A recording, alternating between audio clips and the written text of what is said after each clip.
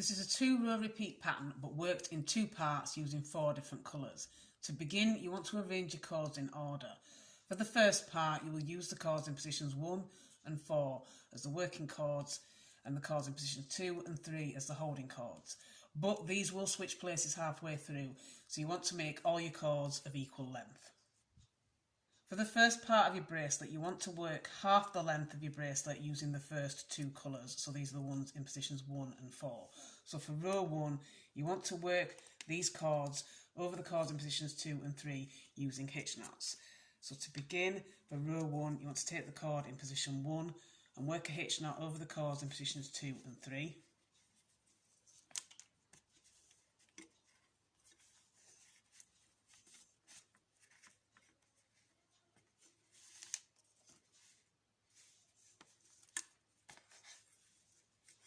And for your second row, you want to take the chord in position 4 and work a hitch knot over the chords in positions 2 and 3. So just a mirror of what you did there.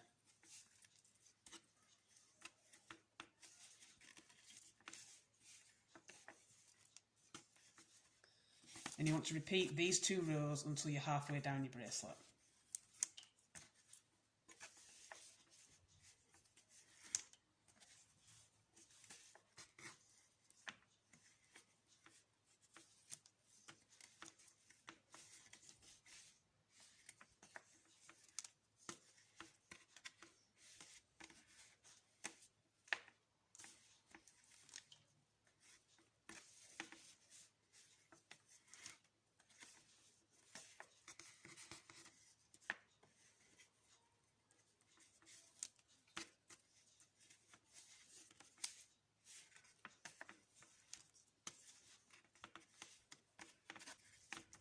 And once you've done this at the halfway point, you want to add your bead. So I'm going to be using a pony bead, but you can use any kind of bead that you want as long as the cords will fit through the hole.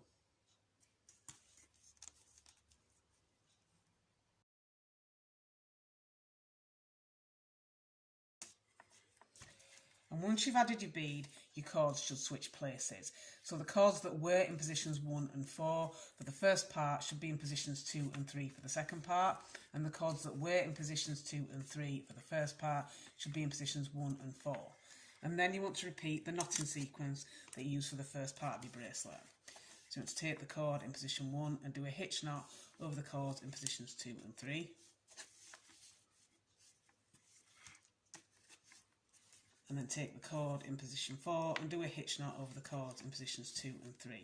And you want to repeat this again all the way down until you've done the second half of your bracelet. And if you're not sure on your measurements, just do the same amount of knots for this section as you did here.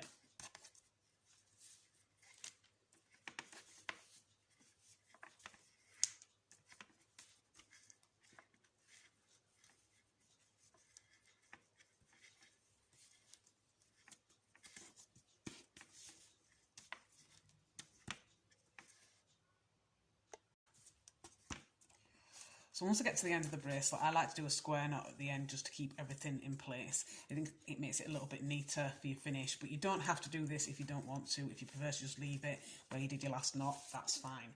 And then I'm going to trim and seal the excess at these sides.